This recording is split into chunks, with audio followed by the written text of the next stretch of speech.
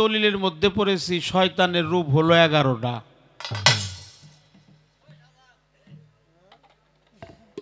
11টা রূপ হলো শয়তানের। ইবলিশ, নমরুদ, আজাজিল, শয়তান, মওদুদ,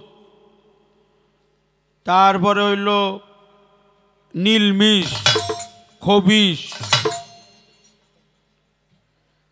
আর ঈসা কি ওটা হলো ইবলিশ, মানে হলো অহংকারী। শরীয়ত সরকারকে এবার প্রশ্ন, কোন নবী করিম সাল্লাল্লাহু আলাইহি ওয়াসাল্লাম, সকলেই বলি সাল্লাল্লাহু, এটা বলতে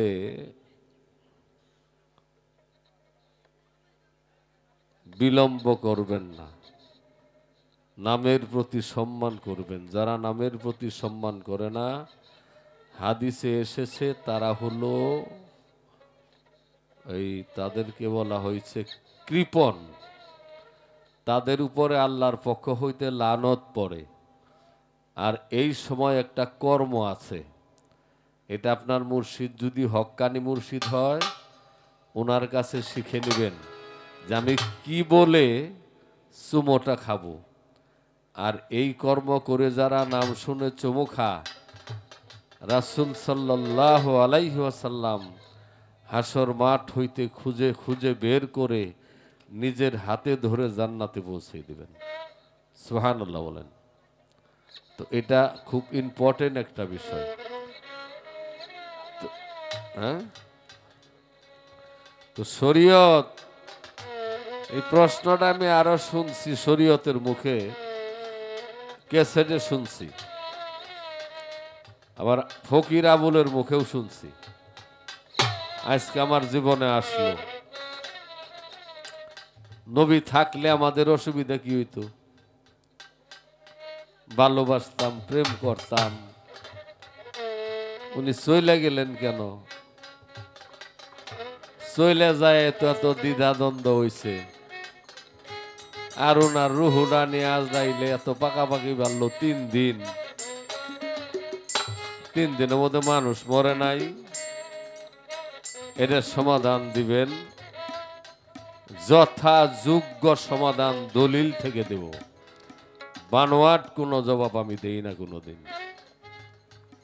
আর পিছনের কথায় আমি যাই না, না যাওয়ার পিছনে একটা কারণ আছে।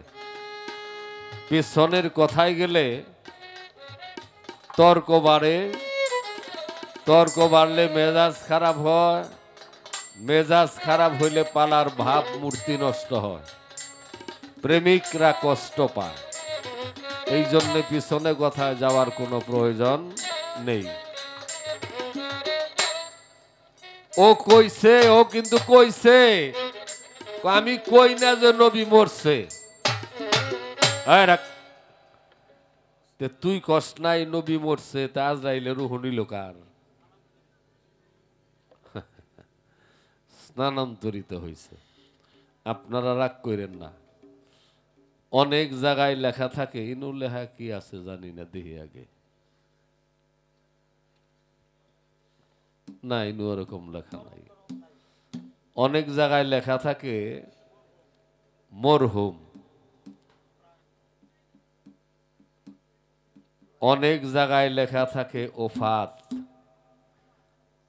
মানুষ না বুঝাই আরবি লেহে, বুঝলে এগুলি লিখত না।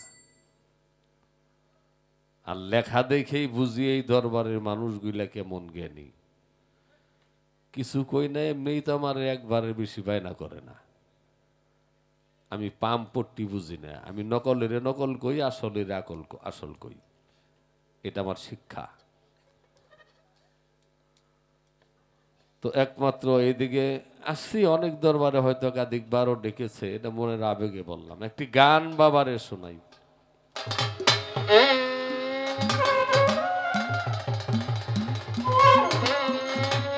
গান শুনলাম জালাল খান, গানের মধ্যে আগে প্রশ্ন করতাম, প্রশ্ন করে দেখছি উল্টা পাল্টা বাজে, এখন আর গানের মধ্যে কোনো প্রশ্ন করি না। আমগোর সাথে যে ঝগড়া ফাসাদ বাজে এমনি হেগেরে বাজে না। সারা দুনিয়ার মানুষে আল্লাহ নবীর আইন দিয়া 5 ওয়াক্ত নামাজ পড়তেছে, 30টা রোজা করতেছে না। আনেন জালাল খা কইছে এক নামাজ এক রোজা, এটা করলেই সারে, তাহলে 5 ওয়াক্তের সাথে সাংঘর্ষিক হইল না? কথা বলেন।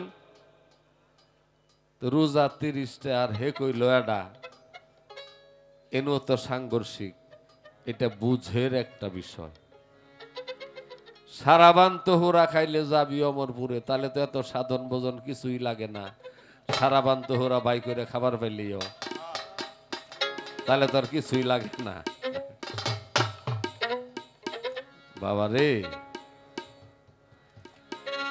চিনিতে বলেছেন খোদে,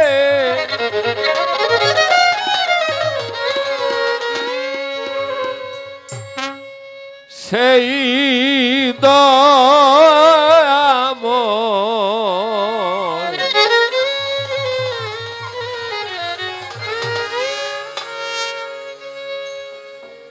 নবী না চিনিলে কিসে খোদার ভেদ পায়। এই গানের সময় একটু আসতে বাজায় নাকি বাবারে? গান হলো অমূল্যবাণী। এক গান 14 এলেমের সর্দার। যে বুঝে না গানে সে বুঝে না পৃথিবীর কোনখানে। স্বার্থ ছাড়া কেউ চলে না। এই যে চাচারা বই রয়েছে না ক্যামেরা নিয়ে, গান গায়ে আমরা ব্যবসা করে হেরা, ওরা ওগের লাভের লেগে।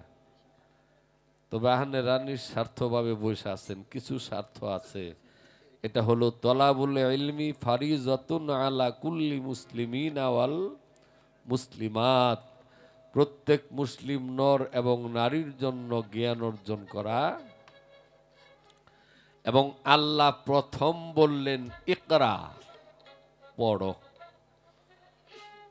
তো আমরা দীর্ঘদিন পড়ালেখা কইরা যে জ্ঞান পাইছি, টাকারও দরকার, কিছু টাকার লোভে আপনাদের কাছে আইসা এই গানগুলা কই। তবে একটা হাসা কথা কইয়া যাই, আমারে মাফ করুন, যে যারা প্রতিদান গ্রহণ করে, আমিও কিন্তু আমারে বাধ্যই নেই। তোমরা অনুসরণ করো তাদের, এটা কোরআনের কথা। সূরার নাম বললাম না, আয়াত নাম্বার বললাম না। তোমরা অনুসরণ করো তাদের যারা প্রতিদান গ্রহণ করে না এবং সৎ পথ প্রাপ্ত।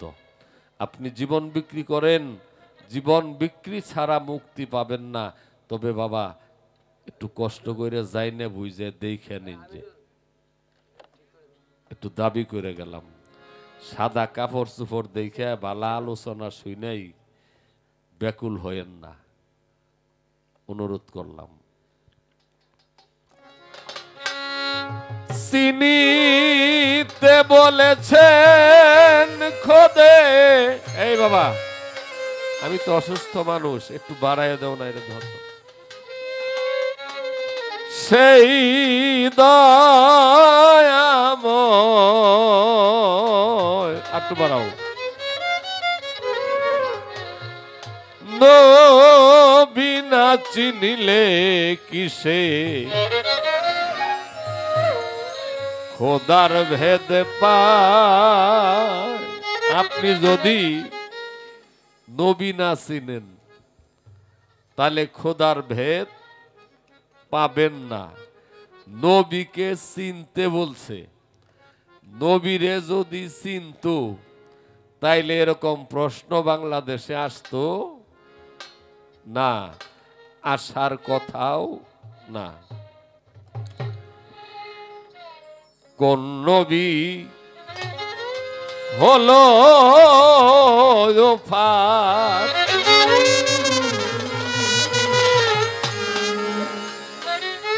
ওফাত মানে এই চর্ম চোখের আড়াল হয়ে যাওয়া। কোন নবীর আনফাসের সাথ। আনফাস লাকাদ জাআকুম রাসূলুম মিন আনফুসিকুম, এই যে শ্বাস প্রশ্বাস যায় আর আসে, ঢোকে আর বের হয়, এটা আরবিতে বলে আনফাস, পাস আনফাস। এখন সাইজি কি বলতেছেন, কোন নবী হলো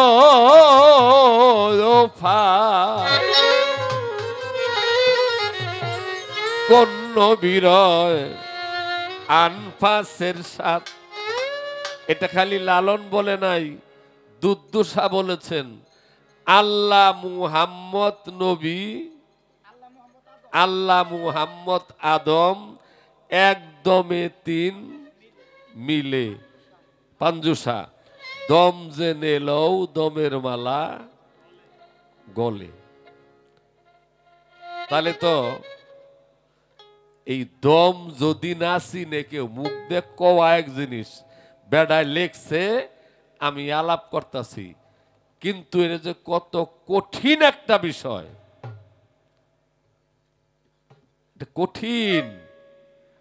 আল্লাহ মুহাম্মদ আদম একদমে তিন মিলে, দম যে নেলেও দমের মালা গলে।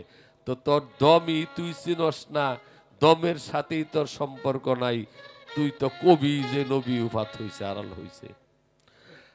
চিনিতে বলেছেন খুদে সেই দয়াময়,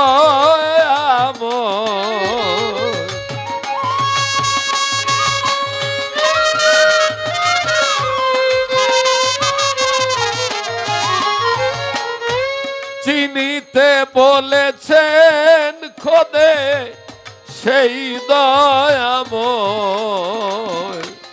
নবী না চিনিলে কিসে খোদার ভেদে পায়। নবী না চিনিলে কিসে খোদার ভেদে পায়। ওরে চিনিতে বলেছেন খুদে, চিনিতে বলেছেন খুদে সেই দয়াময়। বাবা খোদার বেদি পায়। ওরে কিসে খোদার বেদি পায়। কোন নবী হলো ওফাত, কোন নবীর আনফাসের সাথ,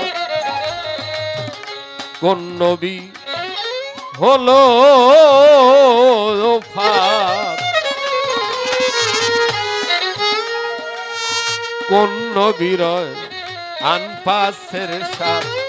লেহাজ করে জানলে নেহাত, নেহাত করে জানলে নেহাত, লেহাজ করে জানলে নেহাত, যাবে সংশয় উত্তর যাবে সংশয়। নবী না চিনলে কিসে খোদার ভেদে পায়। বাবা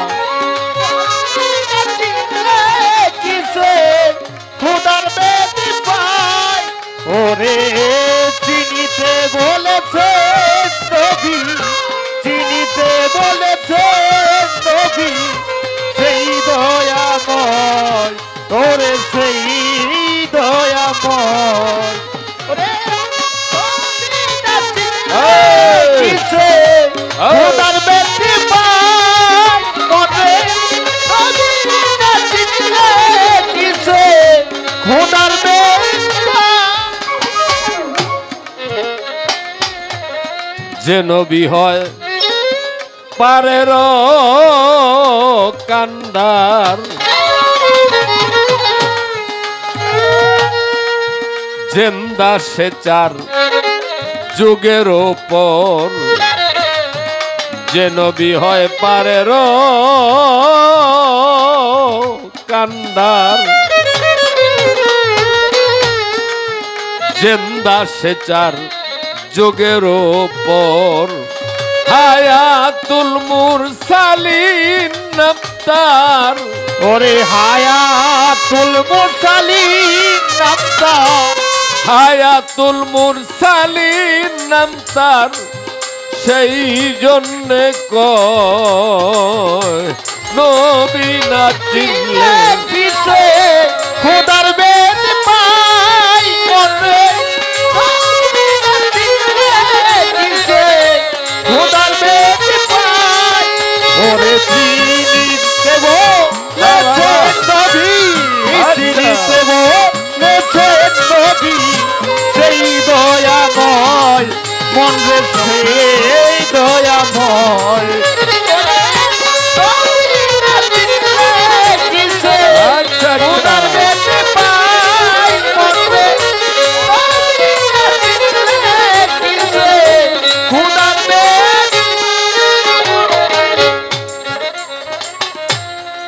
গজার দেহ নাই আলি ওর দেহ খালি কথা তো বালাই কস আরে যার দেহে নাই আলি ওর দেহ খালি দেহে যদি নবী না থাকে দেহই তো থাকে না থাকে ইসরাইল শাহ কয় হাসান যেই নবী আছে বর্তমান তার তালিম নিবি রাসূল আমার বান্দার হায়াত হায়াতে জিন্দা রাসূল তোর কাছে না থাকলে তো তোর হায়াতই নাই আলী থাকবো কই যে নবী সঙ্গে তোর চিনে মন তুই তার দাওন্ধর যে নবী সঙ্গে তোর চিনে মন তুই তার দাওন্ধর লালন বলে পারে যাইতে লালন বলে পারে যাইতে লালন বলে পারে যাইতে সাধ যদি রয় কারো সাধ যদি রয় নবী না চিনলে কিসে খোদার ভেদ পায় কিসে খোদার বেদ পায় ওরে চিনিতে বলেছে নবী চিনিতে বলেছে নবী সেই দয়াময় মন রে সেই দয়াময় ওরে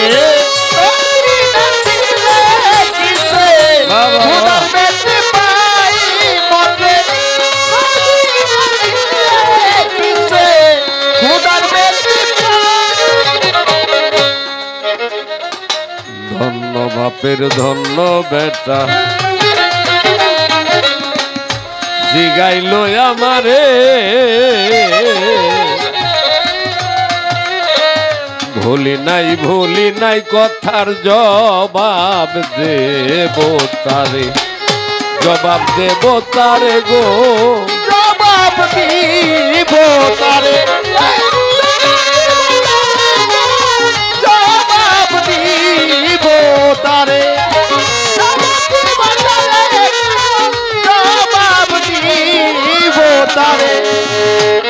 আচ্ছা আপনারা জবাব দেন নবী যখন ছিলেন তখন দলাদলি ছিল না একটু কথা বলতে হবে ছিল সবাই নবীরে মানছে এত দিন পর্যন্ত থাকলে দলাদলি থাকলো না আর প্রমাণ কি উনি যখন ছিলেন তখনই তো দলাদলি ছিল তখনই তো তার মানে নাই এটা ভিত্তিহীন কথা যারা মানে নাই তখনও তো মানে নাই আবু সুফিয়ান মানে নাই আবু লাহাব মানে নাই সাইবা মানে নাই উতবা মানে নাই উমাইয়া মানে নাই এরকম তো অনেকেই তখনই তারে মানে আবু জেহেল মানে নাই প্রশ্ন মেলাটি করছে আমার মনে আছে আপনারা দোয়া রাখেন প্রথম প্রশ্ন হইল, সব নূর দিয়া সৃষ্টি, তাহলে বন্ড সৃষ্টি হইল কি দিয়া? আবু জেহেল সৃষ্টি হইল কি দিয়া? আবু লাহাব সৃষ্টি হইল কি দিয়া? নূর দিয়াই সৃষ্টি হইছে। নূর দিয়াই সৃষ্টি হইছে, এটা নূরের দোষ না। এই মানব দেহ পরিচালিত হয়, সাধক রজ্জবালী দেওয়ানের একটি গান আছে, জ্ঞানবাবু আর মন মহাজন, চেয়ারম্যান পদ প্রার্থী 2 জন, 10-এ 6-এ এই 16 জন। 10-6 তো বুঝেন, হ্যাঁ? পীর ধরা মানুষ আপনারা তো বুঝারই কথা। 10 হইল লতিফা বা ইন্দ্রিয়, 6 হইল রিপু। জ্ঞানবাবু আর মন মহাজন, চেয়ারম্যান পদ প্রার্থী 2 জন, 10-এ 6-এ এই 16 জন, তারা সেজেছেন মেম্বার। 16 জনায় যুক্তি করে ভোট দিয়েছে মন বেটারে, জ্ঞানবাবু পড়েছে ফেরে, রাষ্ট্রে চলছে অত্যাচার। এটা নূরের দোষ না, এটা স্বভাবের দোষ। নূরের কোনো দোষ নাই। নূর পবিত্র পবিত্র পবিত্র পবিত্র, এটা স্বভাবের দোষ। আর কোনো জবাব তোমার এখানে দিলাম না। আরেক কথা কইছে বাবা, কথা ভুলি নাই, ধীরে ধীরে রাজা স্বরে জবাব দিতে চাই, জবাব দিতে চাই গো, জবাব দিতে চাই, জবাব দিতে চাই গো, জবাব দিতে চাই। আস্তে, আপনারা বলেন তো, নবী আল্লাহর কোরআন মানছে না মানে নাই? একটু কথা বলেন। হ্যাঁ, মানছে। তাহলে কোরআনের একটা আয়াত আছে, কুল্লু নাফসিন যায়িকাতুল মউত, জীব মাত্র মরণের স্বাদ গ্রহণ করতে হবে। তো উনার পূর্বে যত নবী রাসূল এসেছিলেন তারাও মৃত্যুর স্বাদ গ্রহণ করছে। এর স্বাদের মধ্যে সুক্কাও আছে, জালও আছে, মিষ্টিও আছে। সবার স্বাদ আর নবী রাসূলের স্বাদ এক স্বাদ না। এখান থেকে যাওয়ার পরেই দীনবন্ধুর বাসরে যারা যা, ওরা তো যাওয়ার লাগেই ব্যাকুল থাকে। কি বলেন? হ্যাঁ, কথা বেশি বলতেছি কি আমি? মুনসর হাল্লাসকে মারার পূর্বে 100টা বেত্রাঘাতের হুকুম হইল। হুকুম হইলে তার কিছু ভক্ত অনুসারী তাকে বাঁচাইতে আসলো, বলল, হুজুর আপনি যদি বলেন আমরা এদেরকে প্রতিহত করি। মুনসর হাল্লাস বললেন, তোমরা যারা আমারে বাঁচাইতে আসছো তোমাদের পাপ হবে 2টা, আর যারা আমারে মারতেছে ওগর পাপ হবো 1টা। যার কারণ তোমরা তো জানো আমি এখান থেকে যাওয়ার পরেই আমার দীনবন্ধুর বাসরে চলে যাব। আমার বন্ধুর সাথে আমার দেখা হবে, বন্ধুর দেশে আমি বন্ধুর সাথে থাকব। এখানে তো বন্ধুকে হারানোর ব্যথা নিয়ে আমি আছি। তোমরা জেনে বুঝে কেন আপত্তি করলা? আল্লাহর হুকুমের উপরে কোন নবী রাসূলের আপত্তি ছিল? আল্লাহ যে কইছে উনি কইলে তুমি নিও, নাইলে নিও না। এটা হলো আল্লাহর ইমানি পরীক্ষা। এটা আল্লাহর পরীক্ষা। উনি আল্লাহর হুকুমের উপরেই সন্তুষ্ট ছিলেন, আল্লাহর হুকুমের উপরেই রাজি খুশি ছিলেন উনি। আরে বাবা, অনেক কথা বলতে হয়। হুজুর সাহাবাদের নিয়ে নাস্তা করতেছেন, সাহাবারা জিজ্ঞেস করলেন, ইয়া রাসূলুল্লাহ, সকলেই বলি সাল্লাল্লাহু, আমাদের চেয়ে প্রিয় উম্মত আপনার আরো হবে বা আছে? আমার রাসূল প্রশ্নটা শুনে চোখে জল, বলতেছে, তোমাদের ভাগ্য ভালো, আমার সাথে সালাত করলা, আমার সাথে জেহাদ করলা, আমার সাথে যুদ্ধ করলা, আমার সাথে রোজা করলা, ইফতার করলা, রাত্রি যাপন করলা, খানা খাইলা, এমন একটা সময় আসবে আমি পৃথিবীতে থাকবো না। ওই সময় ওই মানুষগুলো আমার নাম শুনে আমাকে ভালোবেসে আমার কালেমার প্রতি ঈমান আনবে। কাছে ওরা অতি প্রিয়, তোমাদের চেয়ে ওরা আমার কাছে অনেক প্রিয় হবে, কারণ ওরা আমারে দেখে নাই, ওরা না দেখেই আমারে ভালোবাসছে। শরীয়ত আমরা না দেখে যে তারে ভালোবাসা নবীর কাছে কত প্রিয় হইছি আমরা, এটা আমরা জানি, দলিল প্রমাণ করেছে। এখন আজরাইল রুহু নিয়ে কই গেল? আরে তার রুহু নেওয়ার মতো, তার রুহু নেওয়া তো আজরাইলের কাজ না, তার রুহু নেওয়া আজরাইলের কাজ না, তার রুহু নেওয়ার মতো কেউ নাই। উনি সমস্ত রুহের নেতা, তার নাম রুহুল আজম। আহা, উনাকে কাফনের কাফন পরাইছে, উনি মুখ বিড়বিড়াইতেছে, সাহাবারা কান নিছে মুখের কাছে, উনি বলতেছে ইয়া রাব্বি হাবলি উম্মতি, ইয়া রাব্বি হাবলি উম্মতি। এতে কি প্রমাণ হয় তার রুহু তারে ছেড়ে চলে গেছে? ইত্তাফাকুল উলামা আলা হায়াতিল আম্বিয়া আলাইহিমুস সালাম, সরহে বুখারীর হাদিস। প্রত্যেক নবী রাসূল কবরে সশরীরে জিন্দা থাকে। উনি শুধু একটা অভিনয় করেছিলেন। বাশারি, মালাকি, হাকিকি তিনটা ভাব নবীর। উনি বাশারি সুরতে এসেছিলেন, স্নানান্তরিত হয়ে গেছেন, ওনার রূহ ওনার কাছেই ছিল, কোথাও যাওয়ার প্রয়োজন হয় নাই, আজরাইলের ঘোরাঘুরির প্রয়োজন নাই। আরে বাবা, গভীর রাতে আমানুল্লাহ শাহকে যারা দেখেছেন, দেখেন না এমন লোক নাই? উনি চলে গেছেন 20 বছর আগে। রাত্রি 12টা 1টার সময় যদি জুলহাসেরে ঘরের পিছন থেকে এসে ডাকে, জুলহাস, জুলহাস কি চিনবে না? হ্যাঁ, যেটা বাবার কণ্ঠ, আমানুল্লাহর কণ্ঠ। আরে তাদের রুহু নিতে হয় না, তাহেদের রুহু নিতে হয় না, রুহুরা আপনি আপনি প্রস্তুতি নেয়, ডাক দেওয়ার আগেই রুহুর জায়গায় চলে যায়। আজরাইলের পাওয়ার নাই। পীরের বেলায় যদি আমরা গান করি যে তুমি আমারে আজরাইল হইয়া তুমি নিও, আজরাইলে যাতে আমারে না নেয়, আর নবীর বেলায় কি হবে?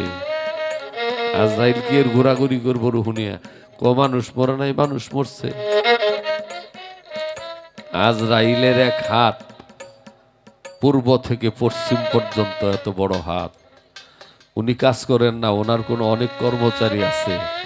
উনি এক জায়গায় বসে সমস্ত পৃথিবীর কাজ পরিচালনা করেন। আল্লাহ এক জায়গায় থেকে সমস্ত পৃথিবী পরিদর্শন করেন। ওই ক্ষমতা আল্লাহ তাকে আজরাইলকে দিয়েছে।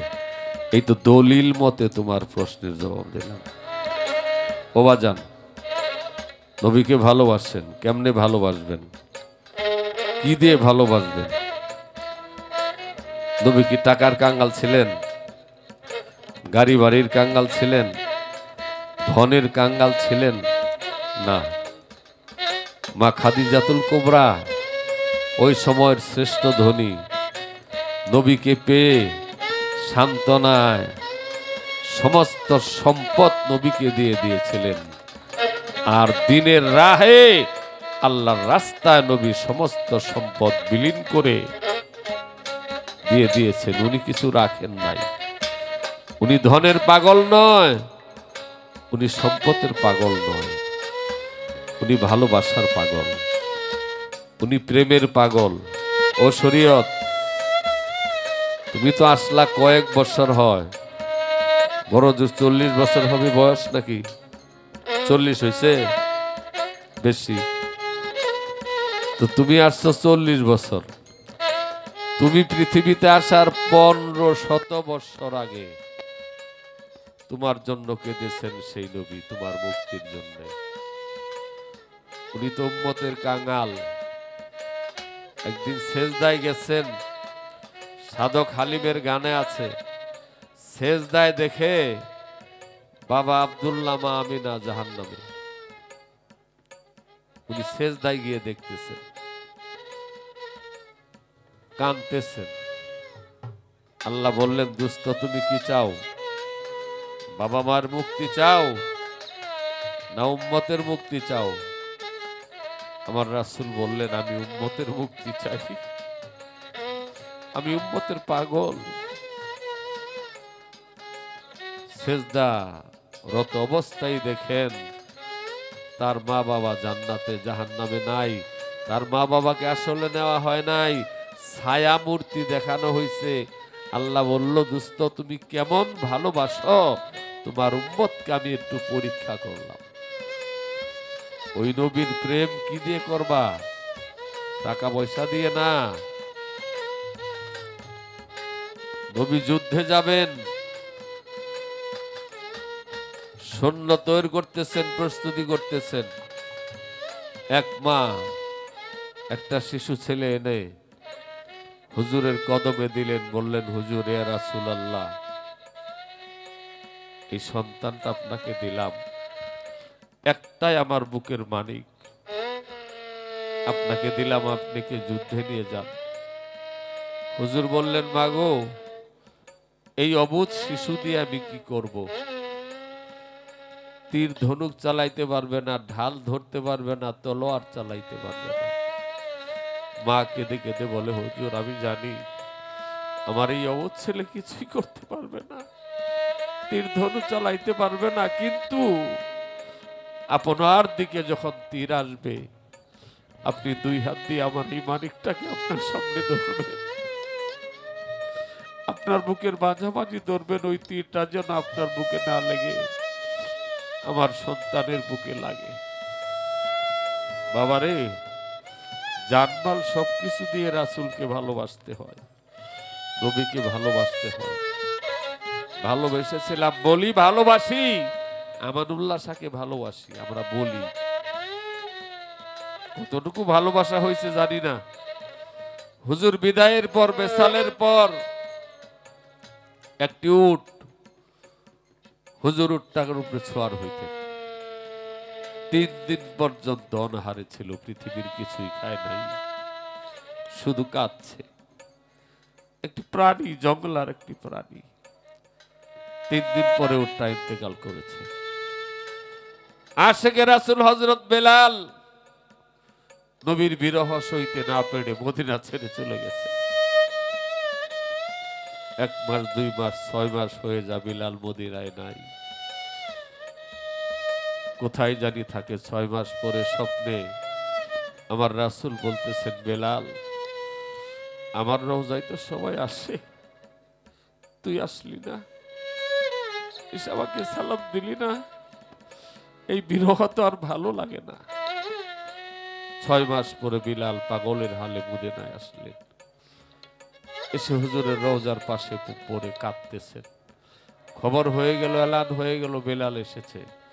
হাজারো সাহাবী একত্রিত হলো, আর সবাই বিল্লালকে ধরল। বিল্লাল, কতদিন হয় তোমার মধুর আজান আমরা শুনি না, তুমি একবার আজান দাও।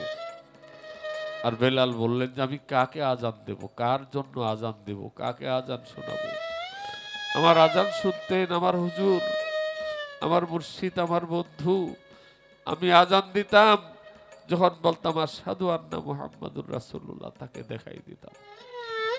উনি কি এখন আসবেন? বাবা, এগুলি আশিক, এরা ছিল আশিক। যা হোক, অনেক কথা বললাম, প্রশ্নের জবাব দিলাম। আমি একটি প্রশ্ন করব। আমি বেলায়েত নিয়ে কোনো মন্তব্য করি না, আমি সত্য উন্মোচন করার চেষ্টা করি। কোরআনে 4টা নাম আছে, ভালো করে শুনবেন। একটা হলো মরদুদ, একটা হলো খান্নাস, আরেকটা হলো শয়তান, আরেকটা হলো ইবলিস। আমার প্রশ্ন, এই 4টা নামের অর্থ কি? এই 4টা নামের যে অর্থ, 4টা নামের যে গুণ, এই গুণগুলি যদি কারো দেহে থাকে, ও যত তন্ত্র মন্ত্র জানুক, ওটা বেলায়েত প্রাপ্ত লোক না। মনে মানে না মানা,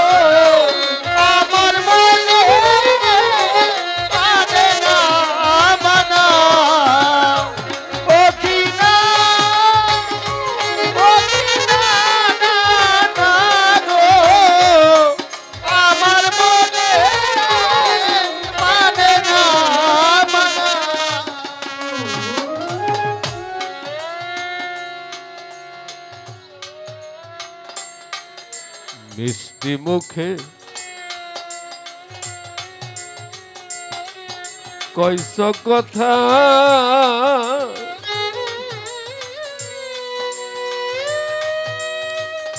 সৈয়দ শাহ বাবা তুমি ভক্তের শোনে, হাতে ধরে বলেছিলে ভুলবে না জীবনে।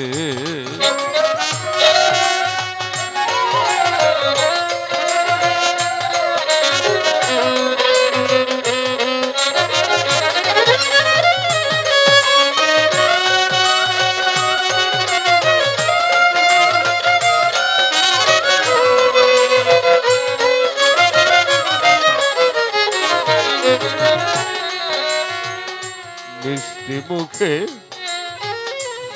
কইস কথা আমার উল্লাস, সৈয়দ শাহ বাজার তুমি ভক্তের শোনে, বুকে নিয়ে বলেছিলে বাজার রে ভুলবে না জীবনে। আশা দিয়া নৈরাশ করা, আশা দিয়া নৈরাশ করা, আশা দিয়া আমায় নৈরাশ করা, তুই বন্ধু আর সাজে না আমার মনে মানে না মানা।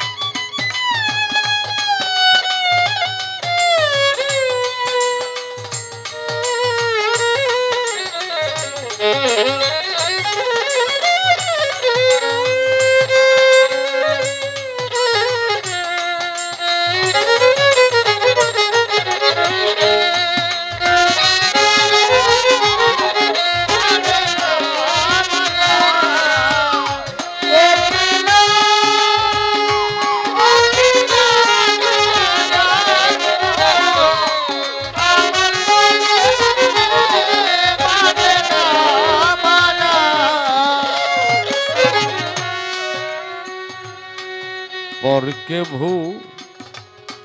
ভুলাইতে পারো সৈয়দ শাহ আমানুল্লাহ শাহ নিজে কেমনে ভুলো এই শিক্ষাটা বলো বাজান কোনজনে শিখাইলো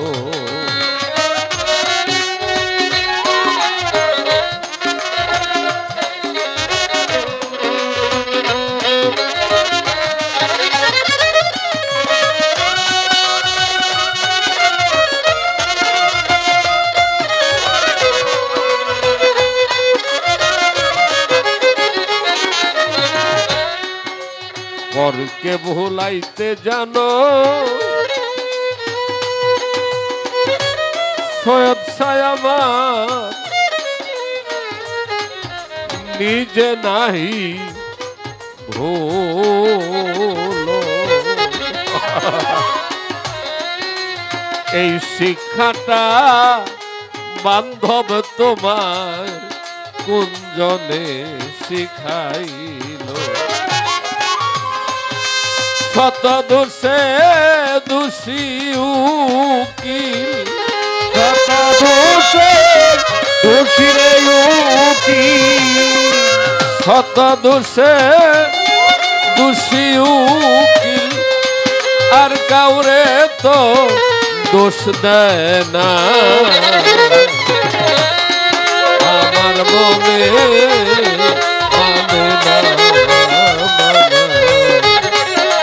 মানে না মানে না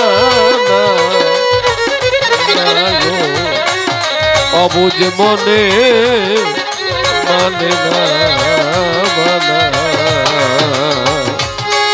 মান কুলমান সবই দিলাম মান কুলমান সবই দিলাম আর কি আছে বলো না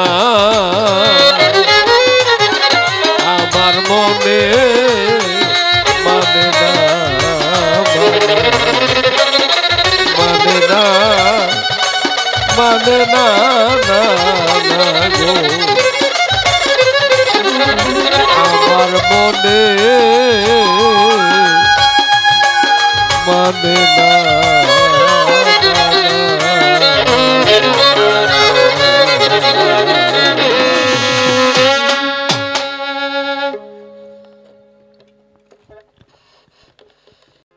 ধন্যবাদ। চমৎকার ভাবে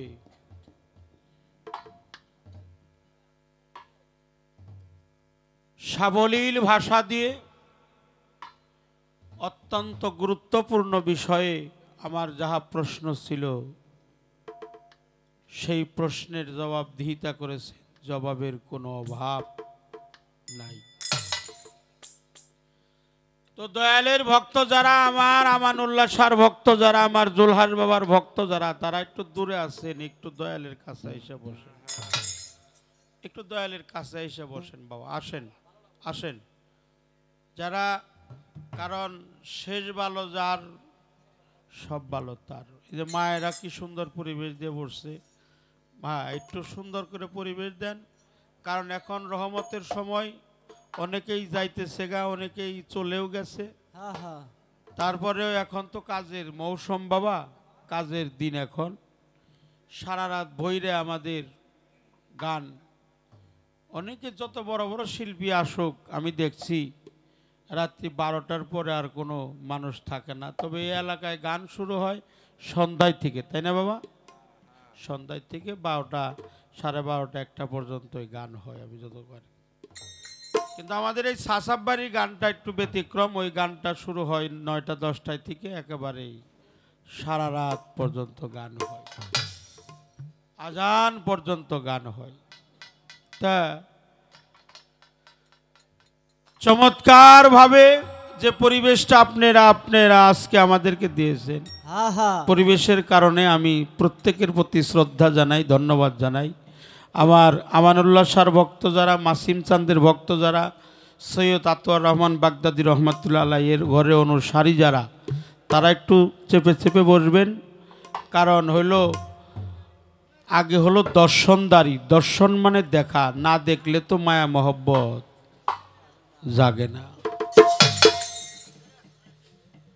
না দেখলে কখনো মায়া মহব্বত জাগ্রত হয় না। এই জন্য দেখা দেখিরও প্রয়োজন আছে। একটা হলো মওদুদ, একটা ইবলিস, একটা খান্নাস, আর একটা শয়তান, চারটে। আমি একটা দলিলের মধ্যে পড়েছি শয়তানের রূপ হলো 11টা।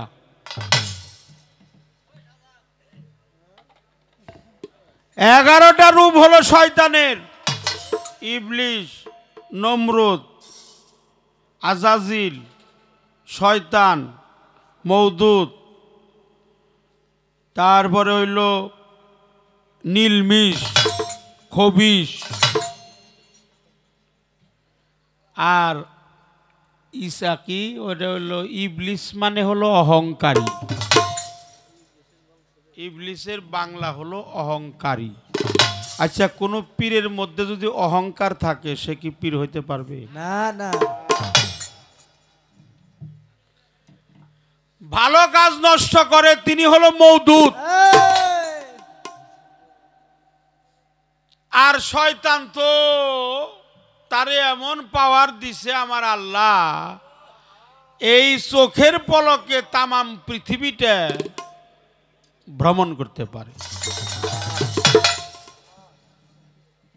কিন্তু শয়তান কিন্তু একটা জায়গায় যাইতে পারে না, সব জায়গায় যাইতে পারে।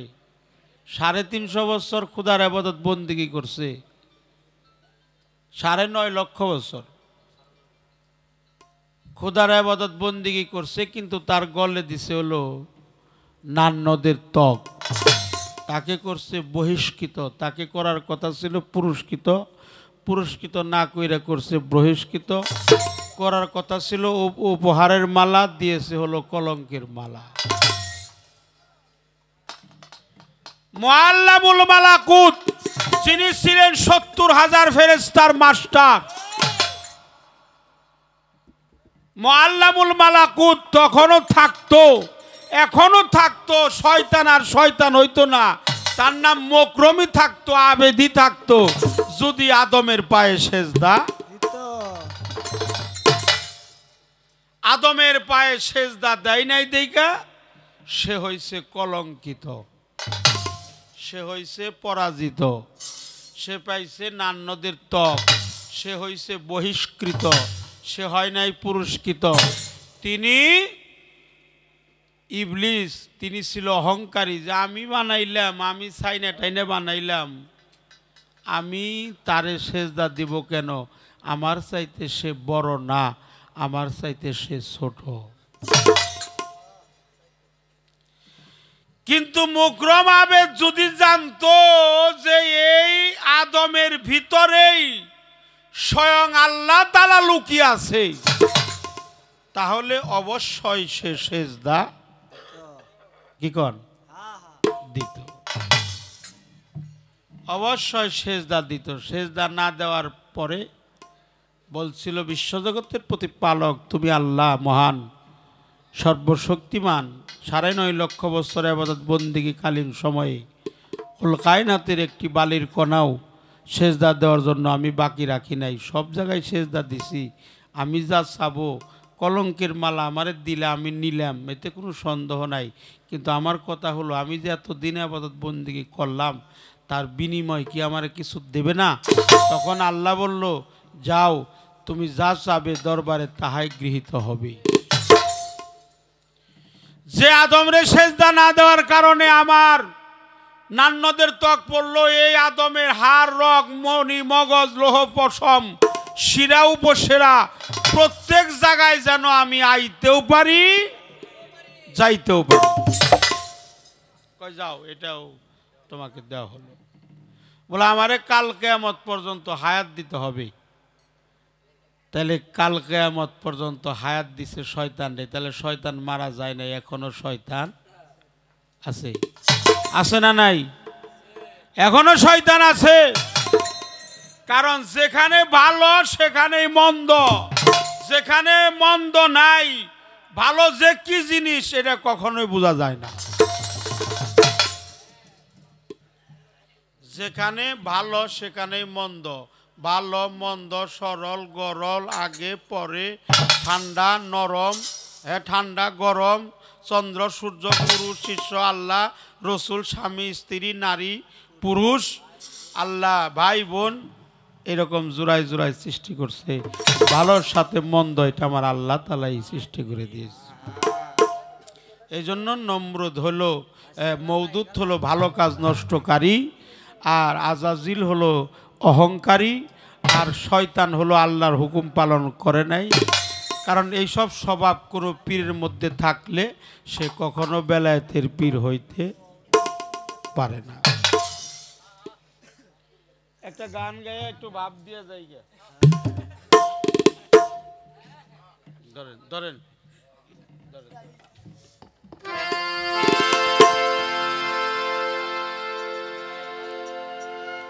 আমায় এত আদরা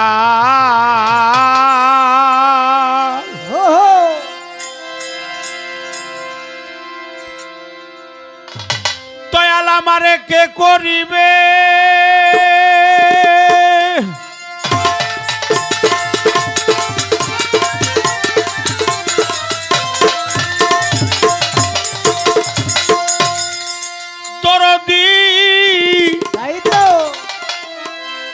বৈশারে আমানুল্লাহ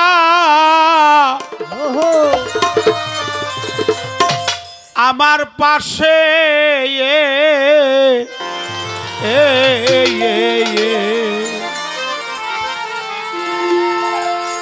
ওরে আমার মুখ দেখে দু কেউ বুঝে না গো তোর দিফু রায়া গেছে। মহিউদ্দিন আমার মুখ দেখে দু কেউ বুঝে না, জুলহাস আমার উল্লাহ কোথায় আছে। আদর আমার কে করিবে গো,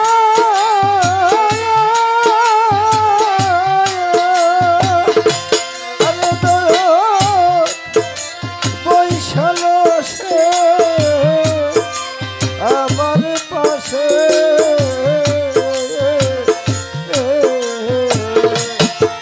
আমার মুখ দেখা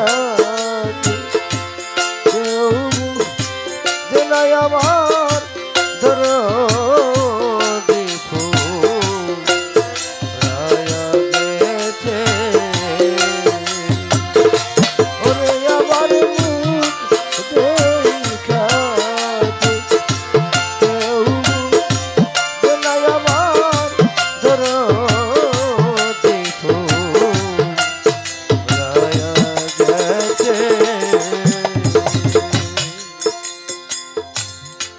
দেখতো যদি আমার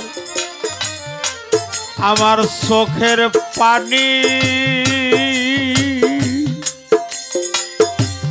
আমানুল্লাহ কতই মায়া করতো তিনি গো।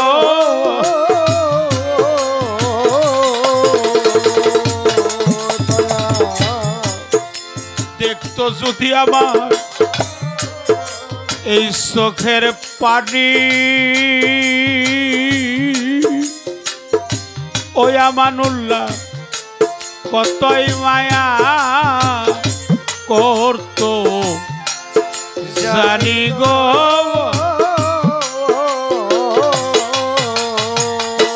ওরে আমার অন্তরের ধন পরশ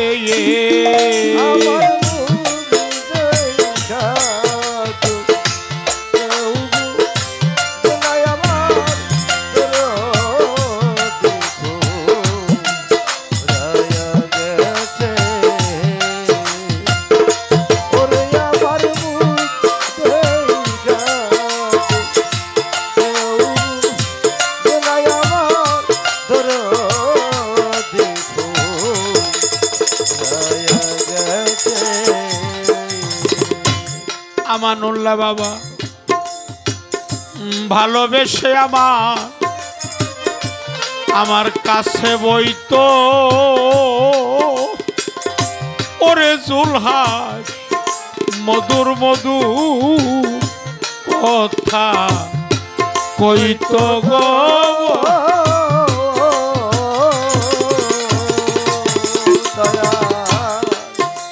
ভালোবেসে আমার কাছে বইতো ওরে বাবা মধুর মধুর কথা কইতো গো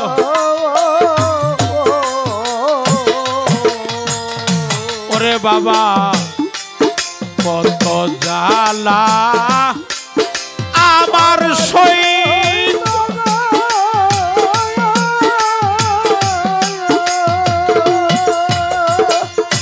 ওরে দরদ সেই দরদি কোথায় আছে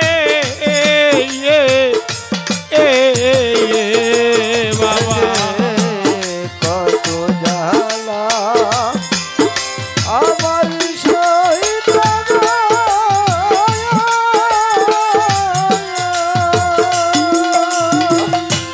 আরে দরদ সেই মানের চাঁদ কোথায় আছে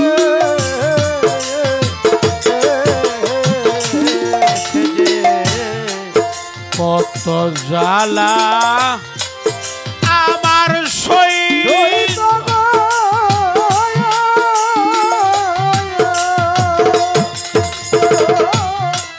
সেই দরদি কোথায় আছে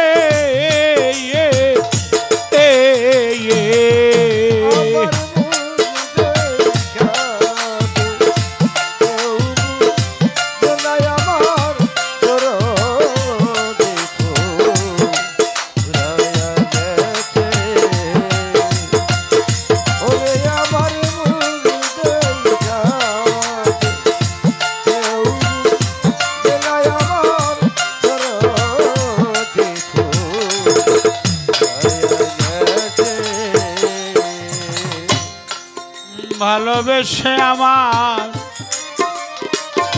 আমার মাসুম মনি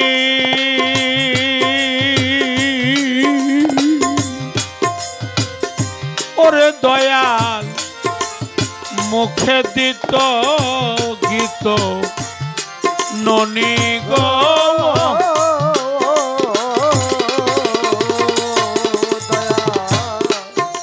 ভালোবেসে আমার গুণমণি ওরে আমার মুখে দিত গীত ননি গো ওরে আমার অন্তরের ধন পরশম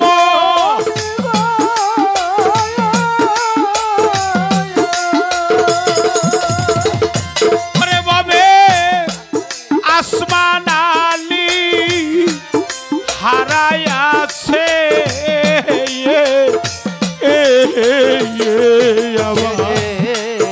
অন্তরের ধন পরশ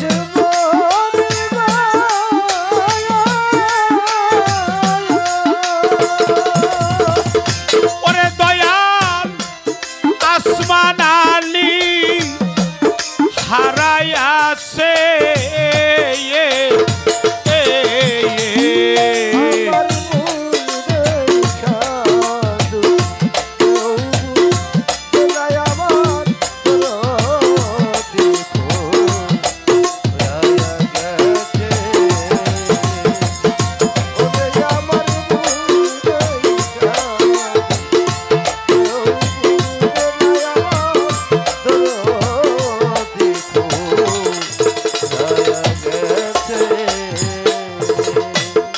বাবা পৃথিবীতে যার কাটে নাই সে কখনো গায়ের মর্ম জানে না। এই জগতে যার বাবাও নাই, যার মাও নাই, তার মতো এতিম এই জগতে কেউ নাই। আজকে যদি আমার আমানুল্লাহ থাকতো রে, আমি এই মঞ্চের মধ্যে একটা ফুলের মালা গলায় দিয়ে আমার দীনবন্ধুর সাথে একটু বুকটা বুক মিশাইতাম।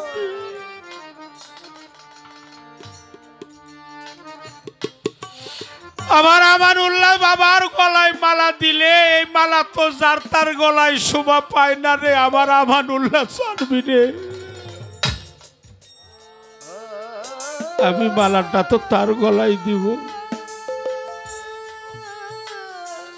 আমার আপন বলতে যে আর কেউ নাই,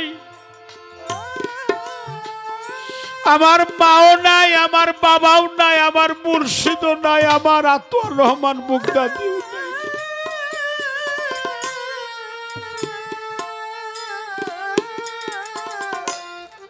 পৃথিবীতে আমি একেবারে এতিম বাবা।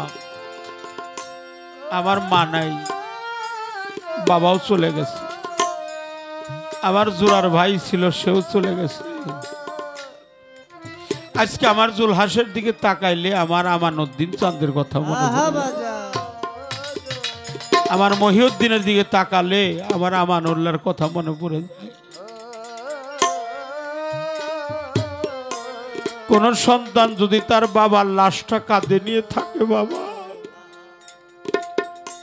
সে জানে বাবার লাশটা যে কত ওজন। একই মার পেটের দুইটা ভাই, একজন ছোট আর একজন বড়। বড় ভাই ছোট ভাইকে প্রশ্ন করছে, ছোট ভাই কত এই জগতে সবচাইতে ভারী বোঝাটা কি?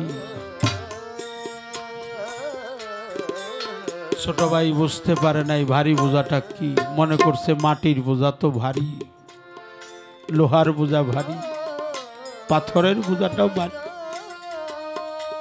এই উত্তর শুনে বড় ভাই আর স্থির থাকতে পারে নাই। নয়নের জলে বক্ষ ভাসিয়ে হাউমাউ করে আমার আমানুল্লাহ চাঁদের জন্য কেঁদে কেঁদে, ভাই অমন করে কাঁদছ কেন? আমার প্রশ্নের জবাবটা কি হয় নাই? বলছে তোর প্রশ্নের জবাব হয়েছে রে। এই জগতে লোহার বোঝা বাড়ি এটাও ঠিক আছে, মাটির বোঝা বাড়ি এটাও ঠিক আছে, পাথরের বোঝা বাড়ি এটাও ঠিক আছে, কিন্তু যেদিন আমার জন্মদাতা পিতা আমাকে ছেড়ে বিদায় হয়ে চলে গেছে, যেদিন আমার জন্মদাতা পিতা হাইরে যে বাবা পৃথিবীতে না আনলে আমরা কেউ আসতে পারতাম না।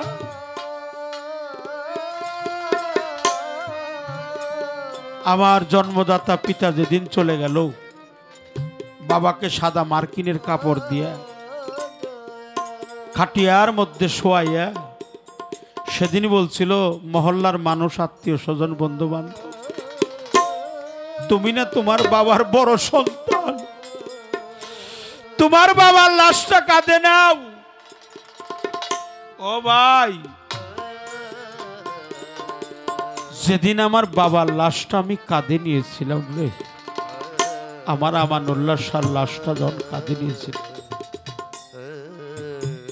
মনে হয়েছিল পৃথিবীটা যেন আমার কাঁধে তুলে দিয়েছে রে।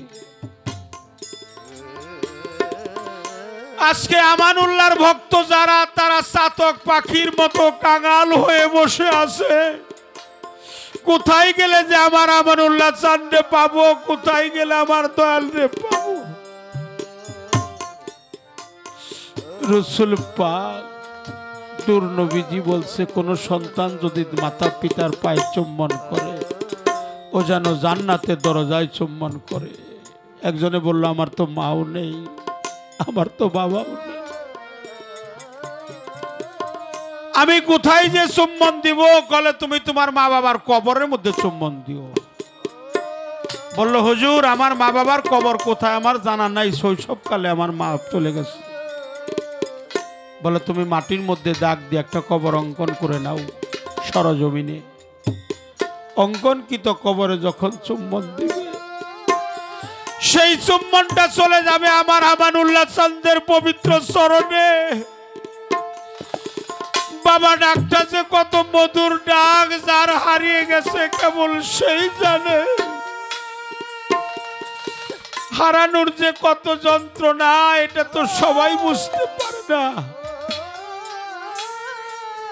সবাই বুঝতে পারে না হারালে কেমন লাগে। আজকে জুলহাস মহিউদ্দিন আমার আমানুল্লাহ শাহর ভক্ত যারা কেবল তারাই জানতেছে এই ব্যথাটা যে কত। আমার দীনবন্ধু বিনে আমার এই জগতে আর কেউ নাই, আমার আপন বলতে আর কেউ নাই। আমি কোথায় যায় যে তারে পাবো? আমি যে বাবা ডাকের কাঙাল হয়ে গেলাম, মা ডাকের কাঙাল হয়ে গেলাম, আমি যে মুর্শিদ ডাকের কাঙাল হয়ে গেলাম। আবার একে একে সবাই চলে গেল পথের কাঙাল, দুনিয়ার এতিম বানাইয়া। মুর্শিদ আমার চলে গেল দুনিয়ার এতিম বানাইয়া। আমি কোথায় যায় জানো তারে পাবো? তুমি বিনে দরদি আমার না, আইরে প্রাণে আমার চান। আরে দরদ তুই বিনে দরদি আমার না,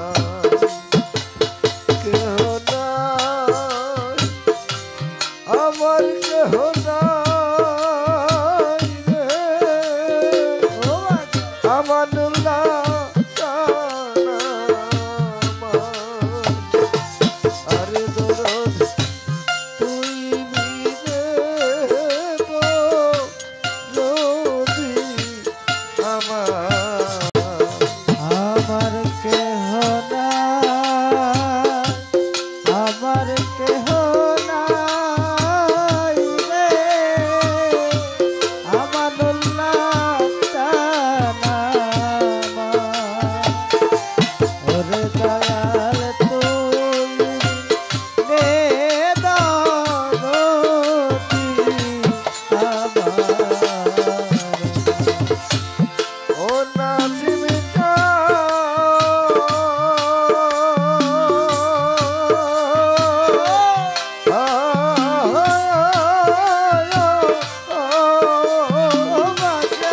হাসান জানে ভাবি আপন